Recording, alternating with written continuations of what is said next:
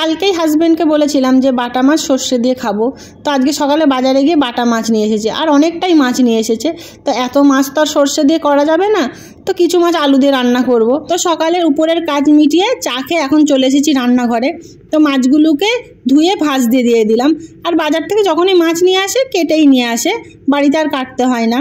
আর চা খেতে যাওয়ার আগে ভাতটা বসিয়ে দিয়েছিলাম, তো ভাতটাও হয়ে গেছে। আর ভাতটা এখন ফ্যান ঝরাতে দিয়ে দিলাম। আর এদিকে আটাও শেষ হয়ে গেছিলো, তো আটাটা এখন ঢেলে রেখে দিচ্ছি, নাহলে সেই সন্ধ্যাবেলা রুটি করার সময় আটা ঢালতে গেলে অনেকটা সময় চলে যায়। আর এদিকে মাছটাও ভাজা হয়ে গেছে, কিছু মাছ আলু দিয়ে রান্না করতে হবে মেয়ের জন্য। তো এদিকে কড়াইতে মশলাটা কষাতে দিয়ে দিয়েছি। আর আমি না সব মশলা এই কড়াইটাতে কষিয়ে নিই। এই কড়াইটা কালো হয়ে গেছে, তো এই কড়াইটাতে মশলা কষানো মাছ ভাজা খুব ভালো হয়। তো মশলাটা কষিয়ে এখন আলুটা গামলায় ঢেলে দিলাম।